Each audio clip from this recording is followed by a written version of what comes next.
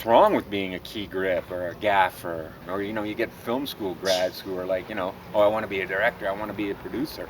Well, if every one of those guys became a director and a producer, well, who the f***'s going to actually crew your show? Welcome to the Substream's on-location documentary series. Over the next few months, we'll be spending one day with each department of a real-live, hard-working film crew. These are real people doing real work on a real film set.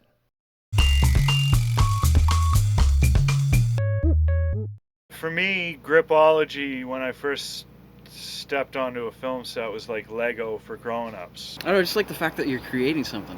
We kind of make the shots. We light the shots. Without us, it would look terrible. Cameras be mounted to cars and stuff. That was like, whoa. And it's also the friendships that you build with different people.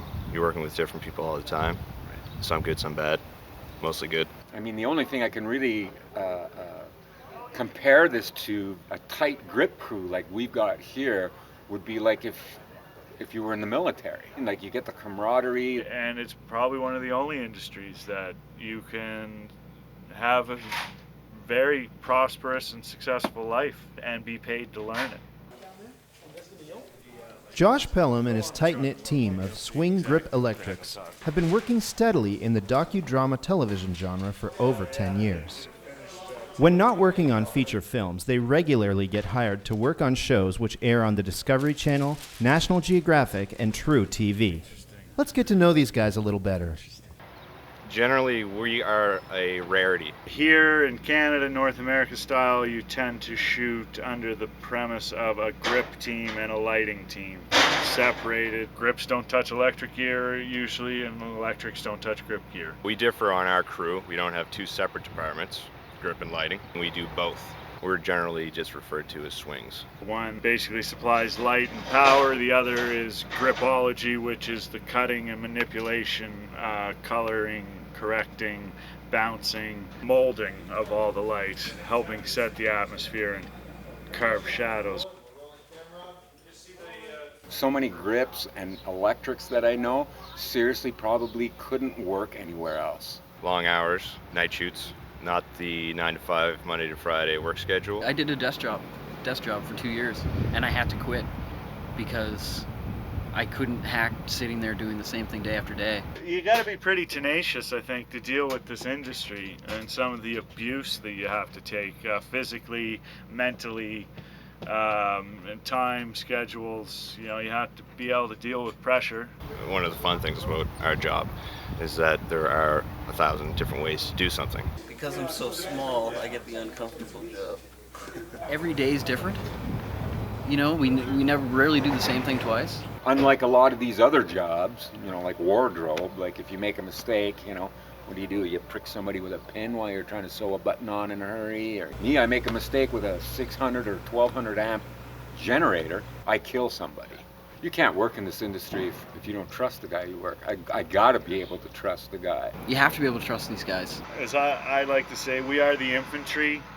We are the people that build the bridges that make, and knock down the forests to make the production and make it happen, right? Run away, run away! A word I've heard many times before used to describe people in grip and lighting would be misfit. Social misfit? Misfit of the world. There's a stereotype where we're all just a bunch of smoking, farting, tough guys. Really, when you start to work with a lot of grips, you do see that same personality. The same with the sparks, They tend to be the crazy guys on set. There's a fear factor at times from from other departments with us. Certainly there is maybe a bit of more aggressive nature, quite rough around the edges. They get out of our way when we need them to, and they know when they're in our way. You will hear frequently on a film set, it hurts when it hits. Duck or bleed, watch your back. Because of the demanding work that we do, there are certainly times that there are some flare-ups. So we will need it. It's all being used. No, man, we all have disagreements about things. Personality goes a long way in this industry in general. Oh yeah, it's personality, right? everybody's personality is different. You got to play everybody a little bit different. My crew's awesome. They're all consummate professionals. They all have great personalities, which is probably one of the biggest assets to being a good technician. Your first couple days, you should just sit back and, you know, be there to help, watch and listen and see how that crew works. You feel worked at the end of the day. And you feel gratified for your time off. You feel like you truly earned it. Copy that. Sorry. I think probably a lot of these guys would make. Sorry, they're talking in my ear again. Oh, that's it. Copy. I gotta go, dude. They're calling me to get back to work. Why don't you throw that cable off of the truck at the ass end? Just throw it so it's out of your way.